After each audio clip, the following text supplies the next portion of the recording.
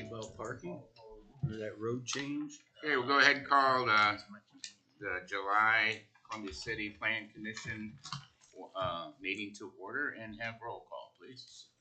Chip Hill. Here. John Kissinger. Here. Brooks Langlow. Here. Leslie Robinson. Here.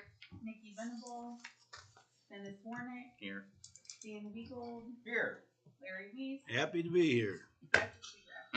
Here. It's nice to have you back. No meeting minutes, correct? Okay. Oath to witnesses. So if you're gonna speak tonight or ask a question, please rise. And Mr. Hockemeyer will swear you in. Please raise your right hand. Do you swear or affirm under the penalties of perjury the testimony you are about to offer will be the truth? If so, answer I do. You may put your hand down and be seated. Thank you. Old business, Nathan? Nope. A new business, 26-C-REZ-4, Rhoades Enterprises LLC. Request to rezone R1 to GB and to modify of the commitments of 16-C-REZ-2 105 North Walnut Street. Nathan. Thank you, Mr. President. So going to the slides here. The subject property is located at 105 North Walnut Street, currently zoned R1 single family. It's comprised of the north 50 feet of Lot 1 of the school addition, which was platted back in 1865. The request is to rezone the entire property, to GB in order to expand the existing business to the south onto the additional acreage. The adjacent property immediately to the south was rezoned by the petitioner in 2016, which allowed them to expand from their then previous location, which was only on the corner. So it's been a progression northward. That rezoning in 2016 was subject to some recorded zoning commitments, which I'll show here in a second. The surrounding land uses is a hodgepodge of just about everything we have in the city. R1, R2, R3, CB, GB, just don't have any of the industrial or LB in this immediate vicinity. Those zoning commitments are listed here. The second and third ones were very much tailored towards protecting the property that is now the subject property from that rezoning.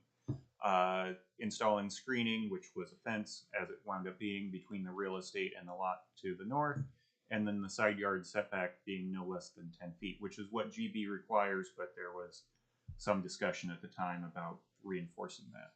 So really, I would say that if this rezoning goes forward, the zoning commitments, while they could stand as written, parts 2 and 3, numbers 2 and 3 are pretty much a moot point, as the case may be. And actually, application of number 2 may be difficult because it requires screening where the petitioner wants to build a connection between buildings. So number 1, I would still say still applies. And so I'm going to suggest that the commission entertain the idea of modifying these zoning commitments. 1, to redo 2 and 3, either to remove them or rework them so that it applies to the overall property, and then 2, modify them so that these zoning commitments both apply to the 2016 rezoning lot and this lot as well. Effectively, that the number 1 condition, no outside storage of recyclable materials. I'm not sure why that was specifically recyclable, but no outside storage is still in effect, just to make sure that that carries forward. So is that no outside storage of anything, or we back to just, that was going to be my question. Why it seems odd it was just recyclable. I can't remember why it was only recyclable, and it wasn't. When I looked at I didn't look at the minutes very closely, but quick read through, I didn't find anything that was really detailed, so it must have been kind of a passing discussion, or maybe the proposal at the time was talking about recycling. I don't remember. So highlighted in blue is the subject property. Van Buren Street is east-west along the south, and then Walnut Street is going up through the middle. Closer view. Overall zoning area. As mentioned, the 2 lots here, this has been zone GB since zoning was in effect. As far as I know, this one was done in 2016. And of course, this is subject lot. You've got CBD to the east, GB to the south, and so on. As I said, this is definite conglomeration of different uses. And there's the LB up here, just to bring that into the fold. Little closer view of that same thing. Comprehensive plan map, this is the new one. So highlight or circled in blue is the location with a closer view here. The map does indicate this to be a, oh, I forget the name that we used for that, but it's kind of the traditional character type that's historic neighborhood. You can see immediately the east is more the downtown core. This is more the historic, as opposed to the creamy yellow, which is essentially low density residential. So as we discussed before, this is kind of a continuation of an existing commercial area. In 2016 it was, and this would continue that same thought. Zone map criteria, zone rezoning criteria. Mentioned comprehensive plan, the idea of having a small expansion of commercial where you already have existing should not be detrimental to the immediate area, especially since this is already chopped up with the school property to the north and commercial to the east and the roads that are involved. It's not anything overly cohesive here, which also applies to current conditions and character. Most desirable land use, again, this is set up and established as commercial area, so it does seem that this could be desirable. If it stays as residential, it may not be as desirable because it's likely it would become a rental rather than remaining owner occupied. The house itself, while it is relatively old from the, I believe, 1890s, it's not particularly great architecturally, so the loss of it wouldn't be a big detriment to the historic fabric. Conservation property values, the immediate area may see some effect. The overall, typically any new development will have positive effects, so that is that. And then finally, responsible growth and development. Some concerns were brought up in 2016 about access onto Walnut Street. There's still some concern about that, but generally that's been checked during development plan review and would be again checked during development plan review. So the major thing here is the discussion about the 2016 commitments and making sure that those are properly dealt with if this goes forward. So with that, I think that's the summary. Any questions for me?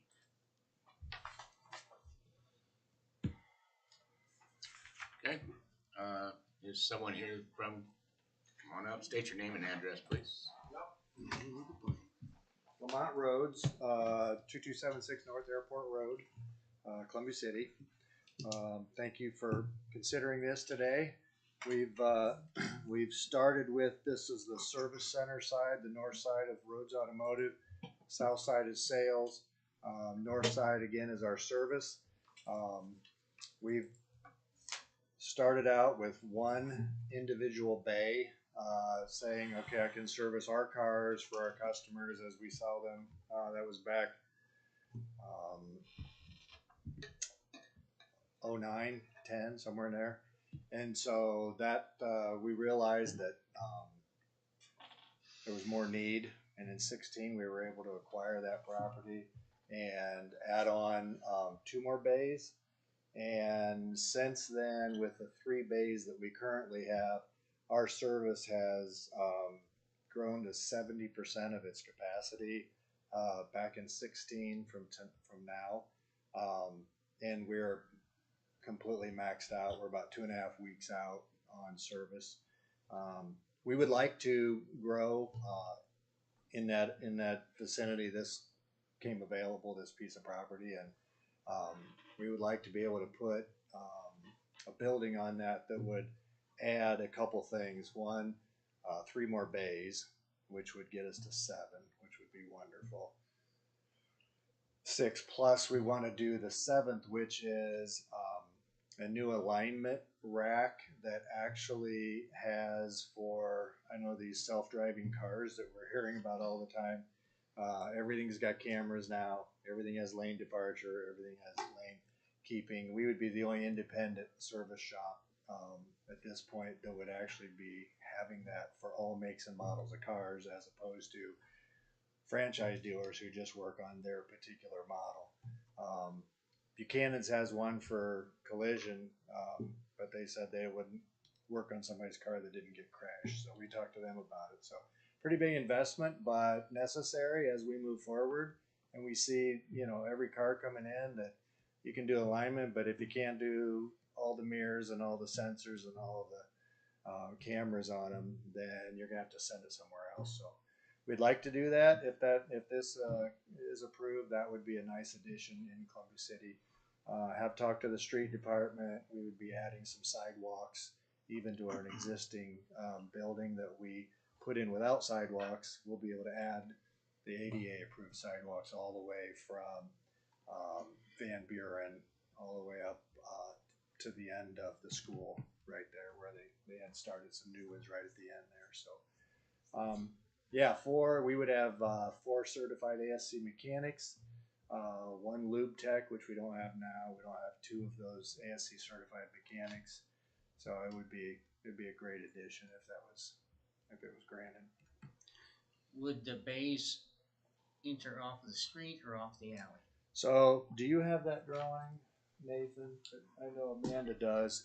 So it will, the alley that only goes one direction into there will not be used at all. There will be no access at all. You can't even pull in or out or on that road at all. So it will be coming, for the most part, just like we access it now on the side of the building. The parking for the public will be continued on Van Buren, which will access and give us another 8 spots by moving those cars over. And then we would have 1 door accessed on the north end of our current building. We would have 1 18-foot door there. So we would drive directly in, directly out right there. Off of the, yeah. What's this called? Where would your dumpster go? And the tree is going to have to go. I hate to tell you, that's been quite the tree. The dumpster will have access on setbacks to be able to put the dumpster on the very end of the unused. So we're going to have parking for our automobiles, employees kind of thing, clear at the north end. Without the door there, you would be able to park up to 6 vehicles on that end. So we would be able to use that for employees and things. So that frees up all the front of our parking for customers. Does the school use all those parking spaces along the alley, or they probably wouldn't? I don't know. We probably won't even identify that area as for. I don't even know. Is there public parking right there on that street? There's diagonal parking. There's diagonal parking on the one-way street. So would there One-way be alley. Yeah, one-way alley. So would there be any kind of apron at all coming off the new building onto Walnut down at all? An approach apron. Yes, yeah, just like it is now on. See how Walnut it accesses the apron to the existing building. Okay. Here's the drawings right there. You go. All right. I'm sorry. We should add copies. You should add that. Yeah, that's okay. Yeah, so that blacktop that we come in off of Walnut now would be extended down to the end of the road, the end of the alley to that end. Yes, that would give us sufficient parking. on that backside, I drove over there on the way in here tonight, and I noticed the old fence between the house and the present service shop. Are you gonna take that? I know that fence comes out. Would you take that along your property line We there? will. We're Like gonna you take, just- we're gonna take the existing just fence move it and to move go it like north. this, correct. Alright. We're gonna take that all the way to To the the end alley. of the straight alley, so Okay. that from a residential standpoint, you'll just see that fence all the way. Yeah, the nice thing is there was more fence, so we don't have to buy any that'll match, it'll match I was perfect. gonna say the aging and everything, nobody ever know, right? No, it'll be good. So I guess my only question is just because I've seen it with a lot of repair shops. Customer comes in to drop their vehicle off, they don't come back and pay for it, and then the vehicle sits. Right? Because you don't have a title to it. I guess I don't want to see a bunch of vehicles just sitting around because, again, we see it at a lot of other repair shops, and then it looks like a junkyard. Right? That would be my only big concern. So what is your approach for customer payments if they don't pay? Can you explain that to us? I can explain how it's worked for the last 10 years or 15 years. You don't get your car that day. You pay that day. We don't have credit where you have, pay on time or overtime. And you pick up your car. We don't have the luxury of having space. So we have no parking. So if somebody keeps their car there for 2 days, we're like, you got to come get your car. And that in and of itself has worked for us. We've towed a few. If they 2-3 days and they haven't come and it doesn't look like they're coming, they've already paid for it, and we've just towed the car. So we just don't have the space to have a junk car sit there for 2 weeks. We're moving in, an average of about 11 cars a day we service right now, and so our space is heavily used in and out. So yeah, I get that completely, and it's not our desire to have a car sit there for a few days. Thank you.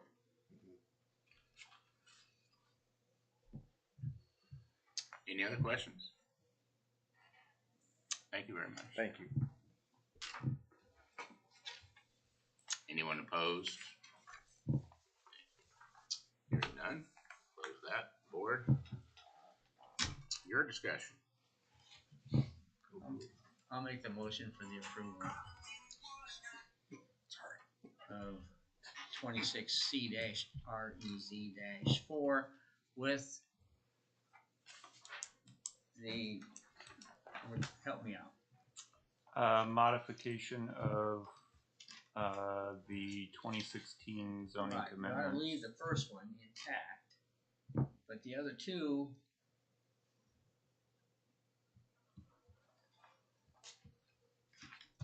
there ought to be a fence to the west yet that goes all the way to the alley. I think that one should stay. That's the one he's talking about rotating to go. Right. Yeah. Okay, but I still think we need to make sure that's in there so that happens. Well, go ahead. So just say what you want. Say that the fence be rotated so it goes all the way to the alley. The fence will maintain the west property line to the alley.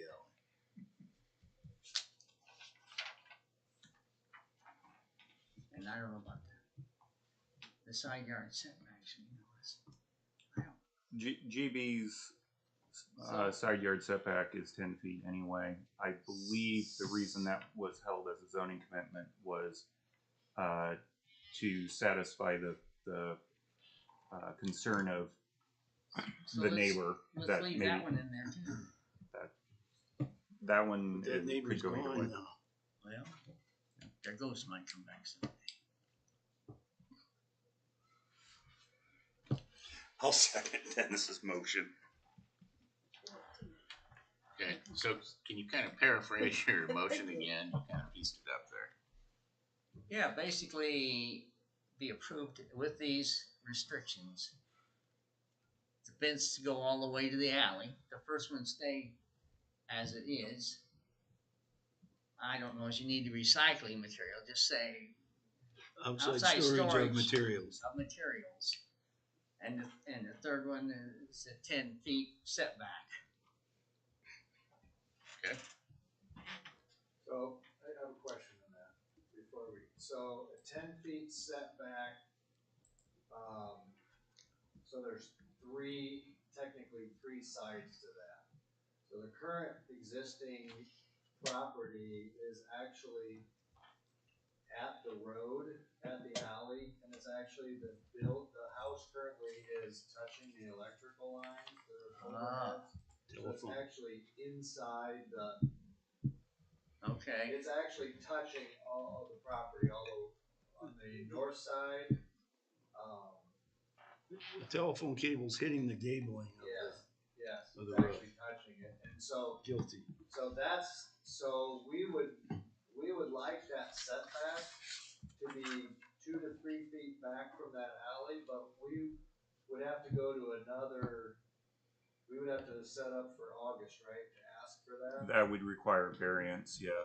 Variance for us, we would like to move that, but we don't wanna go 10 feet and 10 feet and 10 feet.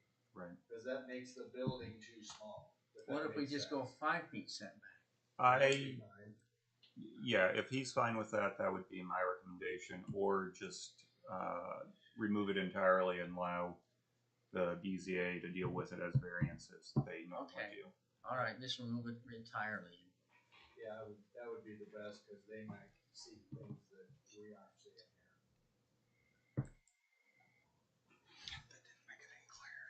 I just want to make it as hard as can be for young individuals in our neighborhood, because I live over there, who like to go in and take stuff. Right. That doesn't necessarily belong to them. We've been incredibly blessed in the last 20 years of people not stealing out of cars, stealing out of I'm amazed at how good the community has been. That's good. Our business. Okay, so we have a motion and a second for favorable recommendation on 26-C-REZ-4 with the what do you call them? The zoning commitments will be modified, and we will figure out how to procedurally do that later, but the substance had to be agreed upon tonight. Okay. Those in favor of the motion?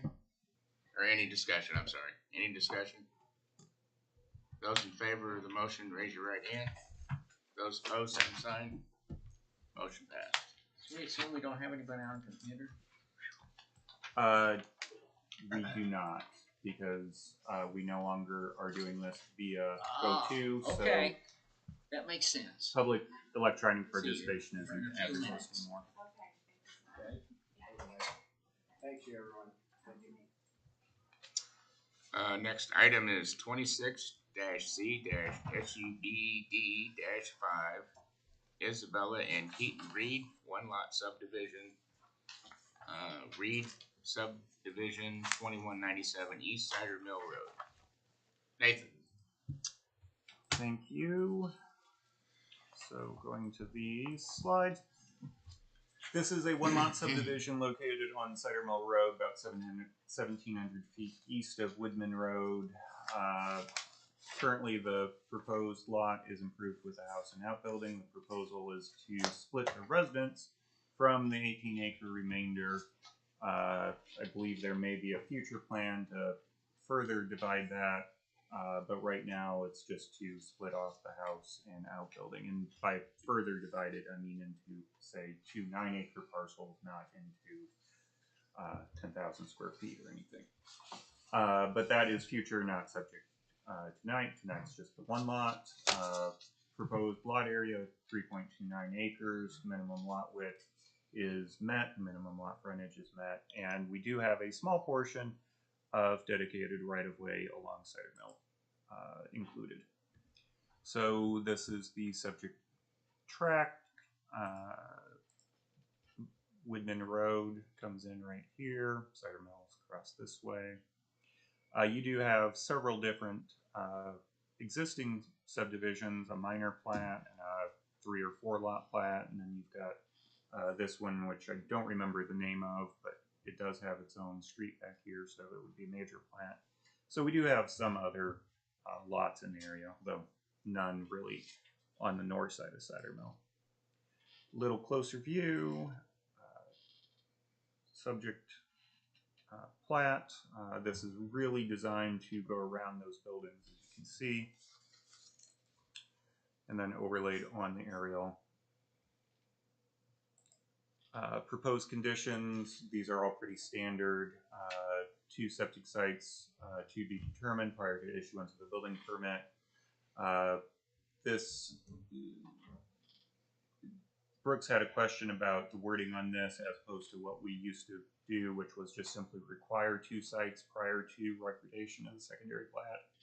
For various reasons, we've moved to this wording, which allows a bit more flexibility, but still achieves 95% of the same goal. So if you want to talk about that some, you can. Number 2, to waive the installation of a 5-foot sidewalk along the street frontage. I know we've talked before when we're in the jurisdictional area about the pros and cons. This one is at the fringe of the jurisdictional area, so I'm just recommending, based upon our previous discussions, that the waiver of the sidewalk here does make sense. And then finally, secondary plat will be delegated to staff. Being happy to discuss any of those in more detail, though. So, any questions for me? So the 2 septic sites are on this lot, which has a house on it already, right? Right. So it should have had 2 previously, shouldn't it? Only if it was platted previously, which was not, because it was over 5 acres. So once you drop down below 5 acres, then platting becomes required, and so the health department historically had an ordinance in place to require 2 septic sites. That was nullified by state statute, so we can still require 2 sites by condition, which in this case, because there is an existing house on it, there's not likely to be a building permit pulled, so that pushes that second site out for quite a ways. It's 3.9 or 3.29 acres, so there should be some location for a second site, so it's not really that concerning. So really we're gonna look at a 1 soil test? Well, they already have a septic site, so it'd be the existing site. Yeah. So that, if you want to require 2 sites, so the existing plus an additional, modify that condition, that is perfectly okay with me. Again, this is really oriented towards sites that don't already have buildings on them, but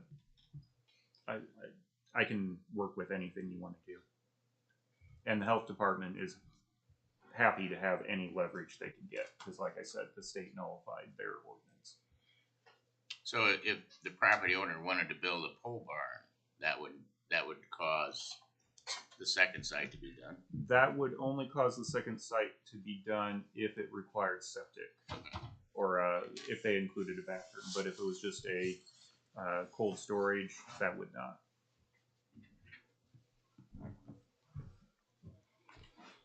I guess another question on that, I'm assuming it's probably because we're within the 2 acre jurisdiction, but there 20 acres isn't left, it's only 18. Because in the county, you can subdivide as many times as long as you're leaving 20 acres, correct? Oh, okay, yeah. Yeah, the city rules, yeah, you're more familiar with the county. So in the county, yes, that's right. Anything 20 acres or larger is exempt from platting. In the city, it's 5 acres or more is exempt from platting. Okay. So that 18 acres could be split 3 ways and be exempt from platting. Not saying that that's the proposal, but that is the difference between the city and the county subdivision rules.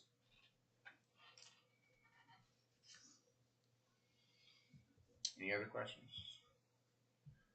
Are you speaking? My name is Ryan Pepler with Walker and Associates Land Surveying, 112 West Van Buren Street.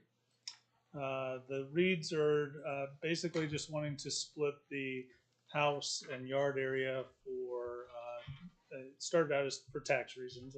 They wanted to separate it from the wooded area. The wooded area really does not lend itself to any future development, maybe for another house down the road, but not really.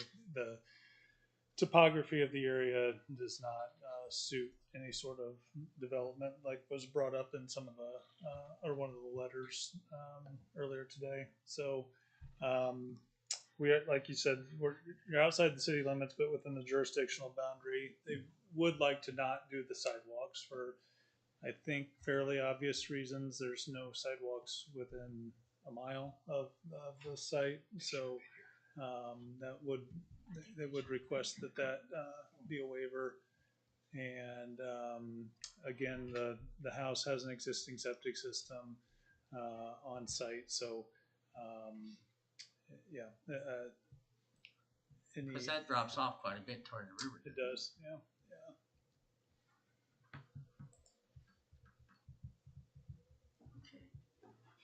So the reason that they're wanting to do this is for tax purposes, or are there any other reasons? I guess for me personally, and this is just me speaking out, I like to hear from the petitioner as well. I wish they would have been here tonight so that we could have at least got some feedback from them. Nathan, I don't know if they gave you any more, but other than yeah, I spoke with them. Yeah, I spoke with them earlier. They have family in from out of town, so they couldn't make it tonight, is what Bella told me. But yeah, they just wanted to split the house away from the rest of the acreage and use that wooded acreage as they see fit. So I don't know what the plan is for the house, if they're going to sell it or what. So.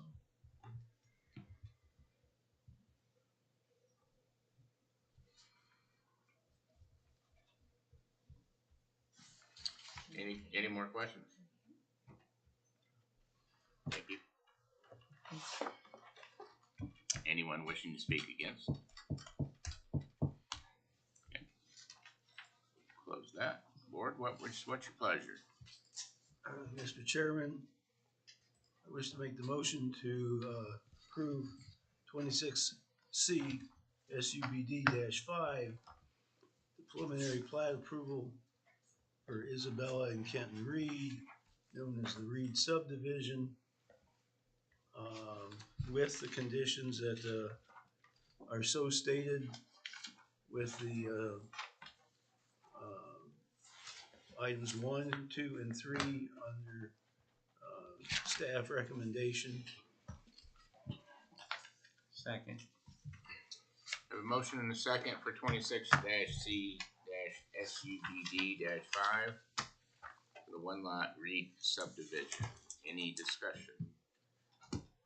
Yeah, Nathan, how old's that house? Give me a second and I'll pull it up.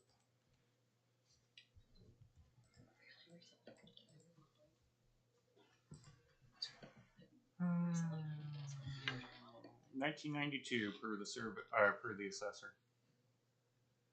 It's older than I thought. But it's been completely remodeled.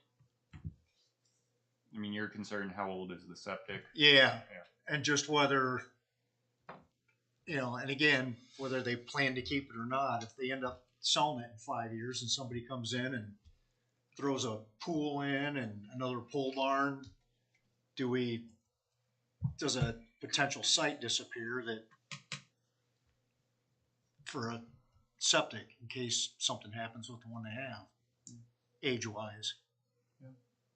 I mean, if you want to modify what I have written up there and just drop the prior to issuance of building permit for a primary structure to making it 2 septic sites per lot or to be determined and approved by the health department. There you go. We already have one site, the existing one, so there'd be. I mean, does that make sense? Yeah. Because you wouldn't have to. There's not going to be another primary structure going there, so the other structures you would not need. You can't outguess some people. Yep.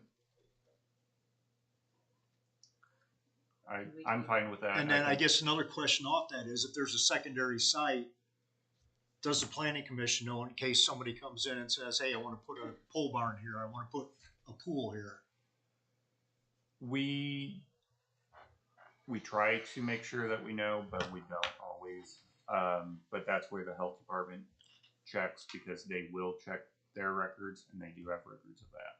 So unfortunately, we can't catch it all. So Larry, you want to adjust your? Yeah, we'll make the modification for the septic guidelines. Okay. I second that. Okay, motion is second, to accept this along with the Yeah, just strike everything. proposed from prior. conditions with the modification to the septic. Any further discussion? Hearing none, those in favor of the motion, raise your right hand. Those opposed, same sign, motion carried. You're opposed or I did, just one because opposition? petitioner's not here tonight. Okay. To hear from. Alright. Next item is 26-CD-DEB-1, Eagle Landing CC LLC multifamily development, east end of River Bluff Drive and east of Denzil Drive. Nathan. Thank you. So, you've seen this before at the last meeting as a plat. In the meantime, it's gone through a couple variance requests with the BZA last month, and so now it is back to you for development plan approval. As I kind of mentioned before, this is somewhat unusual for having both plat and development plan. In some ways, we try and pick one, but in other ways, it's not unusual. We do this both for, say, industrial development. So I think it feels unusual more than it actually is unusual. So as I mentioned, primary plat approval was back in May with conditions. I copied the 4 relevant ones there. There were 2 others, the standard delegation of secondary plat approval, and then also conform to agency notes. But the 4 there are the ones that are relevant to the development plan. Sidewalks being at least 5 feet in width, street width and pavement section to be finalized during what we're doing right now.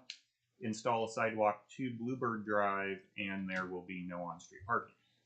As I mentioned, BZA considered back in June variances of parking number, reducing it down to, I believe, approximately 1.5 spaces per unit as opposed to 2, which is consistent with apartment projects typically having a need for slightly reduced parking than two spaces per unit that the code generally requires. Recreational area, which really was more of a function of mathematics than a true reduction in the recreational area, and then the lot area per unit was also reduced. So what is being proposed, as we talked about before, multi-building apartment development consisting of 19 multi-unit structures, 18 units per building, grouped in 3 groups of 6. As it is currently designed, the units would be accessed by outside stairways and decks, as opposed to, say, having an enclosed hallway, for example, which we see at Quail Ridge. All units are currently proposed to be 2-bedroom, 880 square feet, which exceeds the 750 square foot minimum that we have for apartments.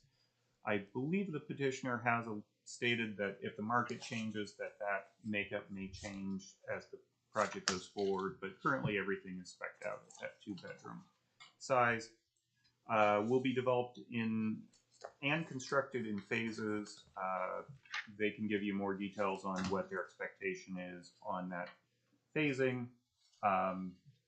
Overall buildings and units may change, bedroom count may change, and so on, but total number would be capped at the 342 that is proposed tonight.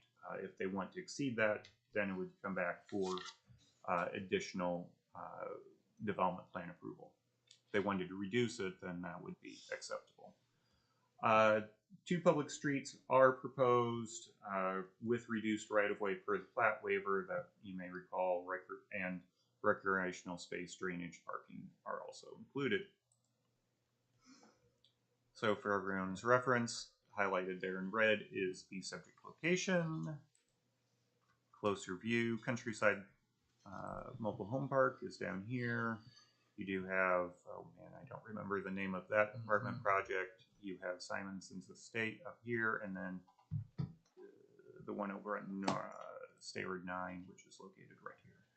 So this would be fitting into the area overall. We talked about some of that. The 4 oblique view, just to give you a bit more perspective, Blue River is down here. There is an off-site drainage easement which drops down here and then eventually goes to the river. I believe it's drainage, maybe it's sewer. Which one is it? Drainage. Okay. So that is that tail that's shown here. Well, that one's sewer. Oh, okay, that one's sewer. So that's the sewer easement. Drainage, is that more straight across? Yeah, east. Oh, straight east. Okay. Down into the river. So a little closer view of the meat of the project. Again, this hasn't changed in great detail since you saw it 2 months ago, but in terms of layout, proposed architecture of the buildings, I believe this is mostly vinyl siding with brick accents on the archways. Petitioner can give more details if I'm incorrect on that. Is the archways open? Yes. So it's going to snow in there in the wintertime? Okay. So this is a typical floor plan of the main floor on the bottom and second and third floor on the top, and closer view of those 2. These are 4 units. The one on the right, I believe, is the upper floors with balcony. 2 on the left are the main floor with just decks. So going into suggested conditions, well, actually going through some of the other notes before I get to that. There is no landscape plan submitted. I don't think I've got anything. So that is number 1. I do recommend that there be some landscape areas added for aesthetics and screening buffering purposes. However, that if the commission is okay with it, that could be delegated to staff for review and approval. Primarily, where I'm mostly concerned is just some buffering with some of the areas that you're a little bit closer to some of the homes, and then just some general entrance treatment just to beef that up. Maybe around the recreational area, but you do have some utility constraints there. Leave it kind of open-ended. Just not having something leads to a lot of questions about, is it just going to be grass or is it not? Let's see. The condition of the plat to have a sidewalk to Bluebird Drive. Bluebird Drive is this one. As opposed to, at the time, Bluebird Drive has sidewalks along it, all the way down to the end of the property, right where the cul-de-sac starts. So when we were considering this back in May, the thinking was, hey, it's a very short jump over to Bluebird Drive. Let's make sure that that connection is made, as opposed to Denzil, where the nearest sidewalk is all the way down here. There are no sidewalks along Summit. However, the topography is such that this is a fairly flat connection because the street connects here, and so adding a sidewalk within the right-of-way of Denzil Drive to connect down here is much simpler than up here, where there's actually about a 12-foot, I believe it's 12 foot, 8 to 12 foot grade difference, 8 foot between Bluebird Drive and the project. So you would actually be going up, and you'd have to construct a ramp in order to maintain ADA accessibility, which would involve a lot of dirt work and so on. So I would suggest to the Planning Commission that we take the concept that we had with the condition to connect to Bluebird Drive and just make it and connect down to Denzil. So that's my suggestion. Yes. With bringing it down along Denzil Drive, what's the opportunity for that to come down? I guess we're with the City Park Trail. The City Park Trail, let me see if I, It looks like It's it's, quite a ways to the It's east. at Demoni's. so that is down south of the storage units. It's along a sewer line that runs east-west down there. okay, So you have an intervening excluded property here. Yes, they have this green strip, which is the sewer easement, but this is the future development property. So, so that could which could be, develop at some point. which would be expected to be developed at some point in the future. so at that point, hopefully the future planning commission, whoever is on that next phase, the consideration to connect it to the trail could be considered. Right. I would suggest that that would be the appropriate timing, yeah. Sounds reasonable. And I would say with this sidewalk being along Denzil, that would be much more of an obvious thing to do because you're connecting a sidewalk to a trail rather than a sidewalk to Existing. a street that didn't have a sidewalk. So I think this helps that overall going into the future. Nathan, could Yes. you zoom in more where Bluebird is? Yeah, I mean, my concern is that apartment complex just to the right of it. Those people aren't gonna walk all the way down to the bottom to go to Kroger. Oh, I mean, those people are gonna go to Bluebird Drive, no matter what. My opinion. Or they're gonna come back on the street. Come on. Because if they wanna go to Kroger, again, they're not gonna walk all the way down To Denzil and come back up. to Denzil Drive. Yeah. To go over and then back up. I think you're gonna have traffic going that way anyway. yeah. I think you'd see it more in the cars than sidewalks. I don't think people's that ambitious they're gonna walk and go uphill to Kroger, cause that's pretty much all the way uphill. Yeah, when you look at the grading plan, that is a pretty steep slope there. But I do think that's a fair point to make as well, and having a cow path be tramped between apartments and Bluebird Drive. That makes more sense because this ends where the development starts first, right? That southeast corner. Those first four buildings right there, right? If I remember right. I'll look then. Do you have a drainage swell though that they'd have to cross? There is a drainage swale they'd have to cross there as well. But if it's dry, it would still be, that temptation would still be there. And then you're talking safety for people trying to cross the riprap and. Good luck with that. I don't believe it's a riprap. I believe it's all grass swale. It's not. It's Oh, I thought I saw in the plans there was riprap down through there. We'll let Maybe them- not. We'll address that in a second. It wouldn't be the first time that we have Desire Pass be created, and this being private ownership, they can determine whether they want to condone that or not. I think the main question tonight is what do we want to require for the public overall benefit?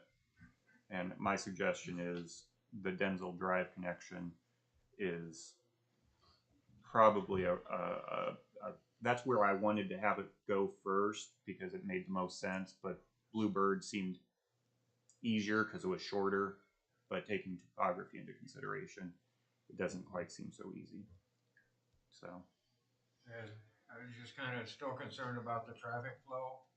up there. I went out a little before lunch today and drove that area, and trying to get cars go through Summit Drive would be extremely dangerous if you got 600 cars potential, 600 plus cars going in and out of that area.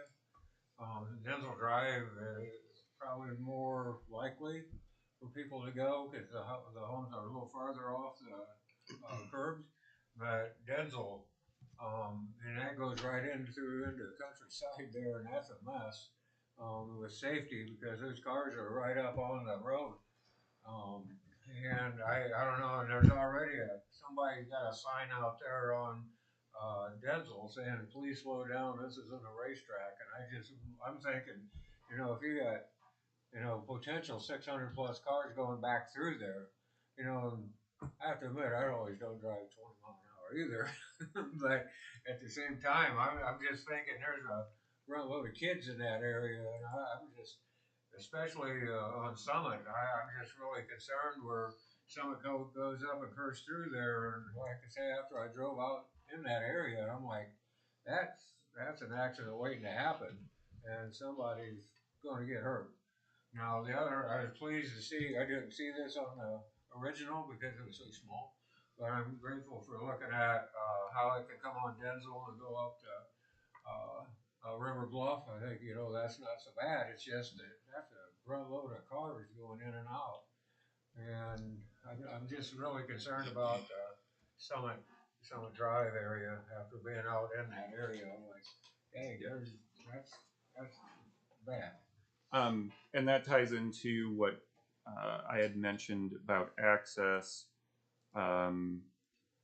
My estimation, without a traffic study to further figure out exact paths, and it doesn't seem that that's warranted in this case because there aren't that many choices, but I would say the majority of traffic would go from this development would actually go north up to Liberty Drive because it would avoid all of the Denzil Summit Drive issues.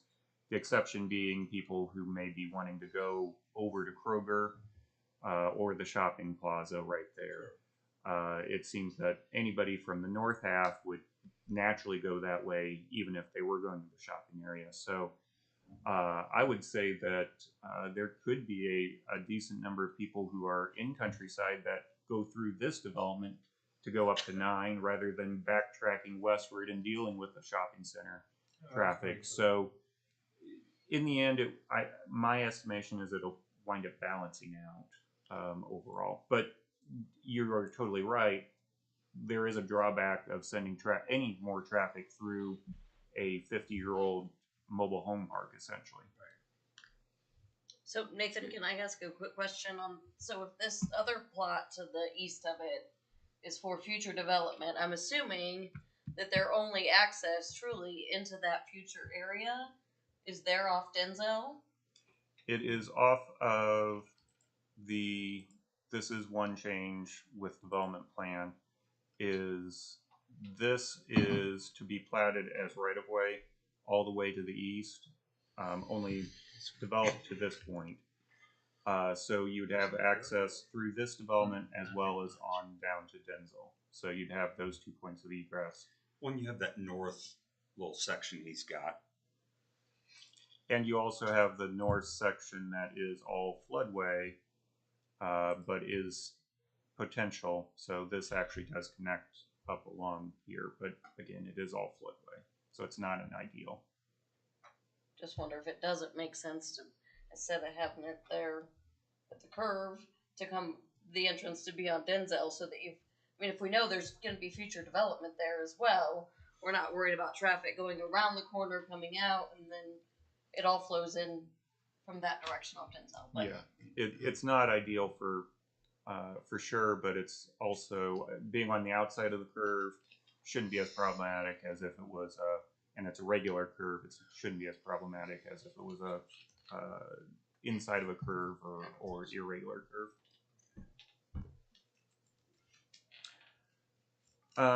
Going through some other thoughts here, as mentioned, the no parking on street was a condition of the plat.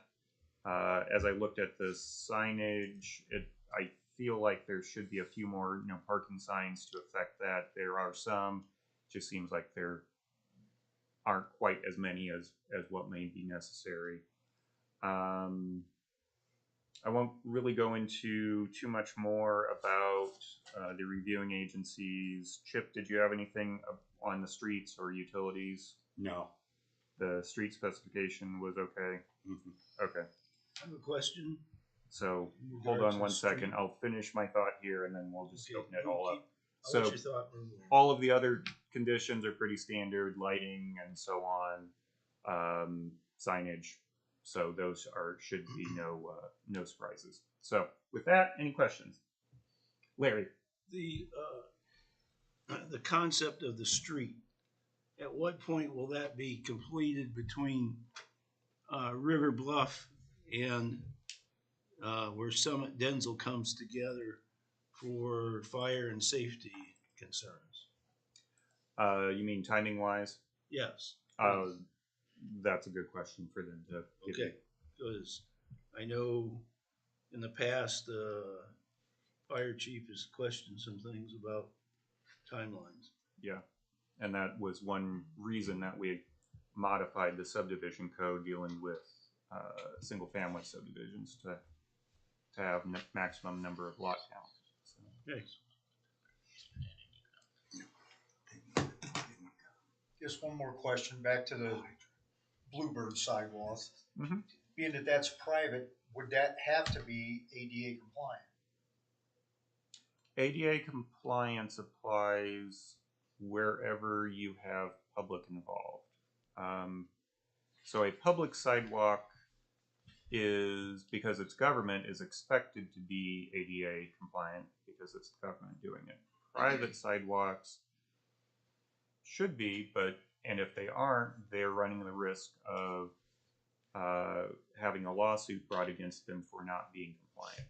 But being private, they could also say there's a reasonable alternative of doing XYZ rather than using the sidewalk. You could go out and around or something reasonably. So there are other ways of accomplishing the same goal. So with government, it's a little bit more straightforward because we tend to just follow the guidelines as written. Private development, you've got some more options. So are these actually public streets when they're done? These are public streets. Okay.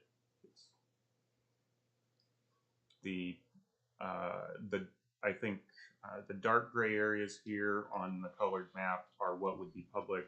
The light gray would be non-public.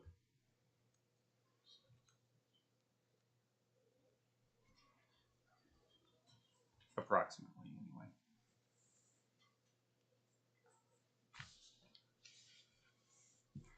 John, looks like you have a question. I'm good. You just maybe you just look questionable. Now that could be true. Okay, anything else for Nathan? If not, we'll hear from the petitioner. Thank you. You're welcome. My name's Roger Mussman from Bern, Indiana, 1575 Lakeview Trail. First, I want to thank the city staff, Nathan and Amanda, and you too, Gregory, you're not city staff, for their detailed review and their favorable recommendation. Second, I want to thank you, the Planning Commission, for approving the primary plat. I'm sorry I wasn't here at that meeting. I was out of town, but I'm glad to be here tonight, and for the Board of Zoning Appeals for approving the variances, which I was able to attend. And we've continued working closely with the city staff to refine this development. Eagle Landing represents more than $40 million of private investment in Columbia City, bringing high-quality market rate, that's key, high-quality market rate housing that supports employers, residents, and communities' long-term growth. We also want to emphasize this project will not all be built at once. Our intent is to develop Eagle Landing in 4 phases from south to north. While we certainly hope the market will support 342 apartments over time, we believe the prudent approach is to match construction with actual market demand. This phased approach reflects responsible financial stewardship while ensuring that each phase is completed to the high standard before moving to the next. Finally, we are committed to working with the city staff on each of the recommended conditions mentioned including landscaping, sidewalks, signage, lighting, etc. We respectfully request approval of the development plan. Thank you very much. I'll answer any questions, along with our engineer, Christian. You know which one I'm gonna ask? The sidewalk. What's your thought about that sidewalk to Bluebird? Well, I thought that'd be great until I heard from the engineers who are smarter than I am. And I'm amazed that I don't think people walk as much as we think. People are lazy. I'm just speaking from experience in Bern. We have 188 apartments there, and I think, man, these people are going to walk. We got a sidewalk connecting into Bern. Nobody walks. They get in their car, or they drive a golf cart. You know, there's golf carts everywhere. And I always tell my wife, who laughed, the people on the golf cart should be walking. But and the people that are going to live here will have cars. I mean, this is not going to be an inexpensive, subsidized community. This is going to be market rate. We don't have the rental rates established yet, but it's going to be $1,000 a month or more. And so people have cars. They'll be busy, and I don't think it's as big of a deal. And then when I heard from Christian the challenges with the topography and the swale, there's not going to be riprap, but it is 8 to 12 feet. Yeah, it's grass. In the spring, it might be wet, you know. But go ahead. Christian Valpaz, 617 Alquin Court, Huntertown, Indiana. Yes, I guess the big point is that there's 40 acres of offsite drainage, which I believe we sort of spoke about the first time. There's a giant swale that goes behind those buildings, and you can kind of see it here. The more lines you see, the steeper it is. Basically, there is 12 plus feet of fall. The cul-de-sac today falls pretty hard. If you were to drive out there, you notice it, and then add on top of that, taking it down even further to allow for the off-site drainage. I certainly wouldn't want to carry bags of 12 feet, but that's what makes it complicated.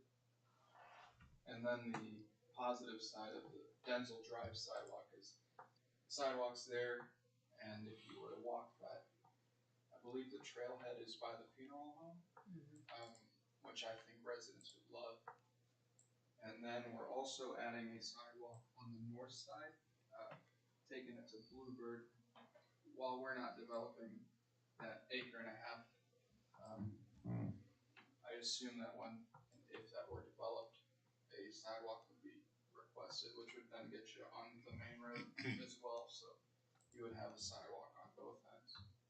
So, I have to admit, after driving out through there, I kind of trying in my mind how that would work, because there is such a drop off there on that edge. I was like, unless somebody moved a ton of dirt and leveled it off, I would make that. I was like, I don't know, I'm no engineer, but I was just trying to figure it out. large pipe there on bottom of the swale to allow for stormwater to flow through and keep that managed. So. I was even trying to picture how the road's going to come up into there. Quite honestly, I'm like, okay, I looked at that and I was trying to figure out, okay, how are they going to extend that road down in there to get into the Denzil and that. It's going to be kind of fun to watch, in my opinion. But.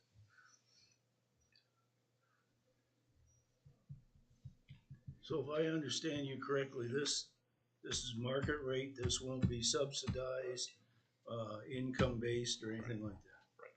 Okay. City redevelopment's working with them for TIF, and we've been holding hands for a while now, in a good way. Glad you clarified that.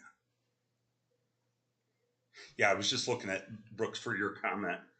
At Bluebird Drive, there's a manhole that's 860. At the bottom of that drainage ditch, it's 847. So you do have 13 feet fall within a very quick. It'd be like walking through that storm swale out of Walmart. Yeah.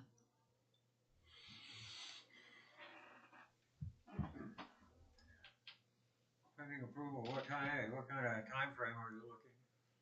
Well, like Chip said, we're working with the RDC.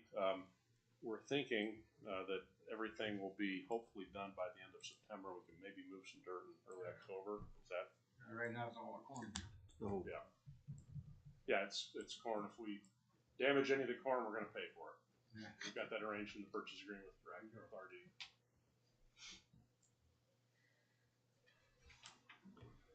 How many buildings are in phase one? 4. So it'll be 72 units, but we're not gonna start, we're gonna start with 36. So we'll start with 2 down there at the south end. And then phase 2 is 90, and phase 3 is 90, and phase 4 is 90. So we hope the demand is here for that many over time. We think it is. I mean, this could be, if we do 36 years, 9 years. If we can do 54 or 72, we cut that time in half. So we hope we can build more than 36 a year. Sure. That's what we've done in Bern. Once we get one building done, we get half ready, we start planning the next one. Now, will the road all be constructed all at once? That's, Or is it gonna be for that first, 4 that's gonna be built, is it just gonna have a road extension just that far, or? Yeah, it's gonna come up to here, green, and then all this will be done. We have to bring, we're spending, I forget how many feet, we're bringing the sanitary line. 800 at least, feet. yeah. It's $250,000. Yeah. Right, It'd be tough for us to say, well, let's build the whole road now. right. Well, I was So, just kinda. Yeah. So, no, that's gonna be a question I'll get. Absolutely. So we would like to just piece it. Okay. We committed to put a playground in for the mayor. He asked for that, and we in that dark green area, about a pavilion, a dog park, fire pit, chairs, hard Good luck surface. with the dog park. What's that? That costs a lot more than we thought. So your last phase, you're saying, is to the north. Correct. So you won't finish the road till you start. That's The what fourth? we'd like to be able to do. So if this thing stalls out at the end of phase 3, all that 15 buildings or 14 buildings will all have to go south. It's an economics play. I get that. It's just that was kind of the discussion early on all that traffic going south, and we said, well, once it's complete, I would say probably 70% of that traffic's gonna go north. Right. But if the north never happens, Yeah. I can see where that could be quite an issue for that.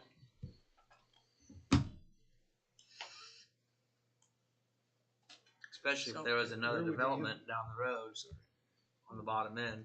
So what would your projections be on completion? 7 years, 10 years? Well, if you do I would 36 years, link 9 the road. years. 9 years, okay. 8.5 years, but we're starting with 36, and I'm hoping we can do 54 or 72 at a time. Yeah, once it gets known, Exactly. that's gonna help. It's a little negative. I think it'd be better to start up north for visibility, but the economics say we start south because of the sewer line. Yeah. We're running 830 feet just to get to the south, and if we had to You run gotta all the way to the north, You gotta feed it there anyway. it would be pretty tough. I mean, it might not work economically. Yeah. So I would rather start at the north because it's more visible, I think. But we'll do a lot of marketing and advertising, and it'll look We did nice. We got a great phase. sign. We keep everything clean We and did nice. Arcadia It'll be and appealing when Premier, it's done. both of them were We have some concerns about the 250, 260 stairwells units being openly exposed 3 years ago, and for They weather built the whole conditions, thing, ice and they're not even storm, half full. snow. Is Well, there that's any okay. consideration that could be, Arcadia's north of Parkview. I guess, about a protected mile. or That's where that new, enhanced in some way to protect it on the outside, even though you probably wanna have it that's open right on there. the inside? Yeah, we have And this the other design one's in south Bern, of we have it in New Haven, and we're getting ready to do it in Shelbyville. And we pay a lot of money to salt and Okay. snow removal people. They're out there 4 in the morning. So we do a good job of keeping I wanna see you out at 4 in the morning. things clean. You'd be lucky to see me at 10 o'clock. Where is it in New Haven? Gateway New Haven, it's Landon and Parent Roads. You could go out there and Okay. drive. I've got some pictures on my iPad if you don't see it. No, my brother, I will go past Yeah, it. go My past brother it. Landon and sister-in-law Parent. live over there, so- Gateway New Haven, it's called. And phase 2 that was 64 units in phase one. Those leased up in about a year, and phase two is going to be finished another 64 in by the end of the year sometime. So it'll be 128. So I'm positive. I think we'll go faster than 36 a year, but we're modeling it. We're conservative people. We're Swiss people. We're conservative, and hope to. Which I think is wise, right? Yeah, under promise and over deliver. Nathan, at this point, a question for you. What's our parameters on like a subdivision number of, I just want to say houses or vehicles that we require to entrance exit?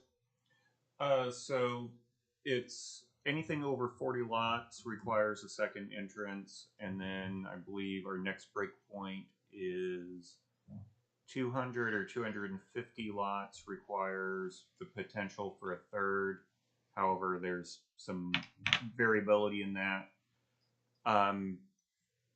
Keep in mind that this is multifamily and it's more dense, and because of that, the length to get to a potential incident is reduced.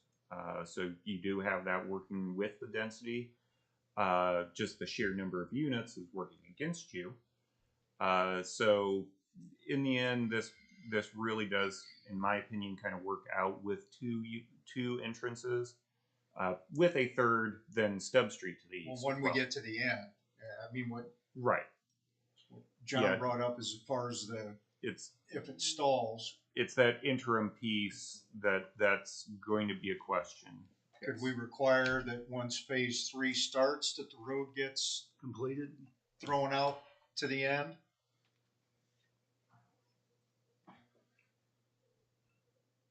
And would you guys have an issue with that once you get to phase 3? That's better than phase 2. I'm almost wondering, Roger, if we could do something with the TIF. If we could look out, maybe negotiate through the TIF process, something like that. Well, yeah, because this is TIFed and a public improvement, the street is public, that is eligible for the redevelopment commission to put money directly into, so that may be the optimal situation. That be your public improvement rather than something else. So because we've been kicking around Denzil and all those of what we have to deal with. So yeah. I mean, it's been brought up the whole time that we've got 2 exits. Well, we're not going to for years. Yeah. So that automatically forces 3/4 of the traffic south. Agreed. Yeah. Chip, could you use that north entrance as a construction entrance for a while? That's what I'm thinking.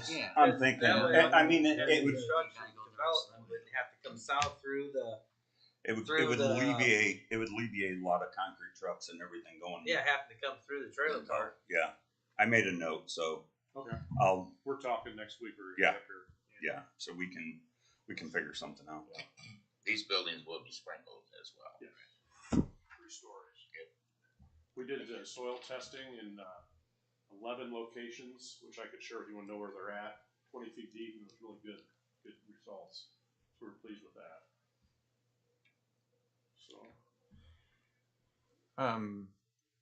One relatively minor procedural thing. This being a development plan, most of the technical aspects are reviewed right now. So Chip and anybody else, but particularly you, Chip, do we feel like there's a need for a separate tech review meeting just to button everything up, or not? That's your call. This is where your arena. I'm not gonna. Okay, at this point, I'm leaning against it, but as the final plans for the section get developed, we'll revisit that then. So that's basically just a final sit down. Yeah. In this case, it would almost be a pre-con more than a tech review. I mean, and we're working through the annexation and everything, correct too, Leslie? Yes. Okay. So I mean, that's we've got a lot of balls in there, just waiting for them to come down. In a good way. Mm-hmm. Yeah.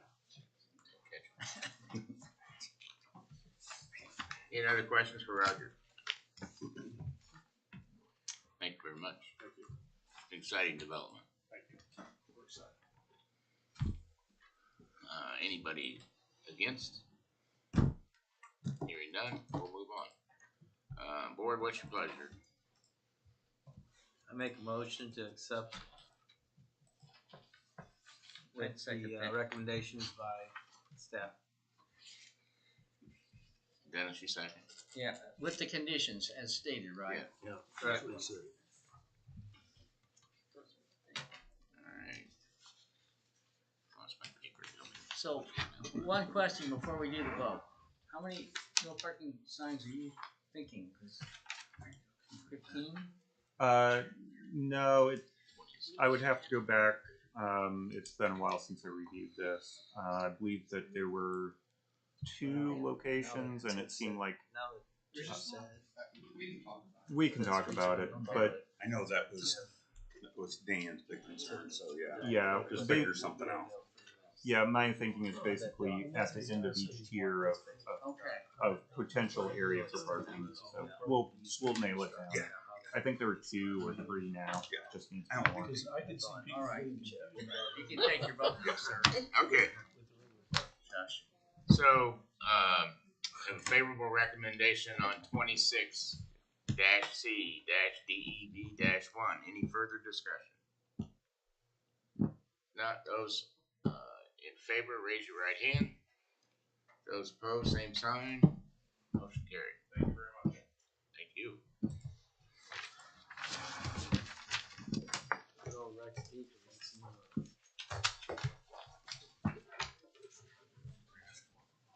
Any other business?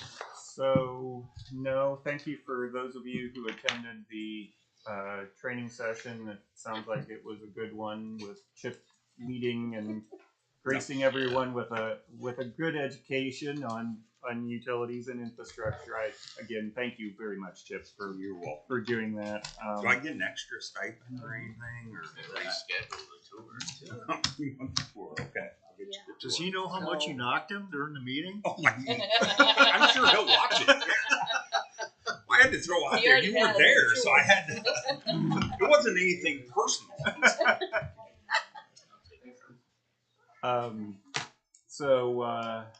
But yeah, thank you again, and yeah, the tours, I think, because of the heat and some scheduling stuff, those couldn't go through. So we will try and get some sort of opportunity. Honestly, it's.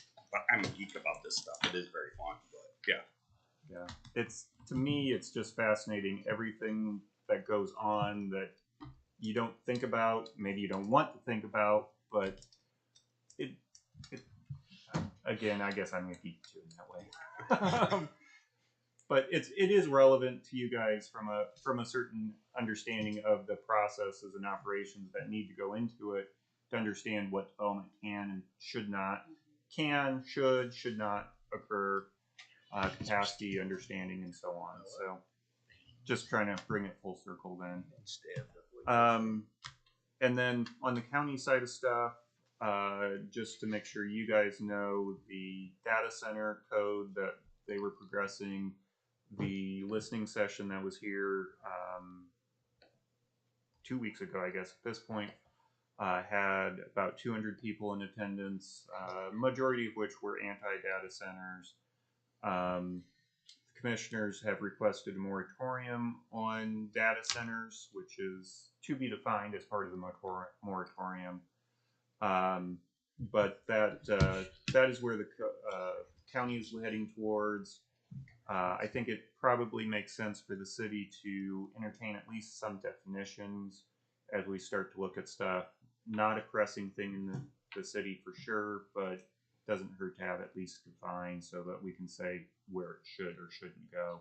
But I think we need to be prepared because if they're going to put it in that 2-mile jurisdiction. Well, right now, if they put something in. Yeah, right now data centers really don't fit into the city code anywhere, so that would force probably force it to be rezoned to heavy industrial. So you'd have to at least be looking at a rezoning issue. But again, because it's not well defined, it's a question that is too much of a gray area. So not a pressing need, but I think we do. given the technology and the rapid advancements of technology, a proposal may be coming for something smaller that may be great fit, may be a horrible fit. It's just it'll have to be something we have to deal with. Solar was not, because solar really just doesn't fit into even the jurisdictional area very well. Not at a huge scale. Data centers, though, might. So anyway, that's your update on that. Otherwise, just a reminder about the August training session. The state has started to hand down some guidance on dealing with some of the aspects of AGA 1001, the housing stuff, but nothing really yet on, nothing too much detailed yet on the meat of the stuff. So the comprehensive plan, is it in final, is it done, or is it pretty close to being done, or? That was adopted by you guys last time, so Okay. in May. So It's not on our website yet, but yes, it's done. yeah, it's done. They are waiting to do a few tweaks to the final PDF before we get it up on the website, and then definitely before they print final copies. So they were going to print hard copies, but there were still some tweaks to be made to the PDF to that. So I think that's all I had. You guys have anything? Anyone have anything to come before us? Yeah, I have one comment. Glad to be back. I mentioned that during roll call, but I appreciate all the thoughts and prayers and cards. I know some of you have been on my family has set up several links for emails and that and text messages. I know some of you, we didn't have the information. We're sorry, but all good intentions were given. And I tried to maintain being positive, staying positive, and praying positive. And I'm glad to be back from Cleveland and on the road to recovery and moving forward. Thank you. We're glad to have you back, and I make a motion we adjourn. There you go. Let's go.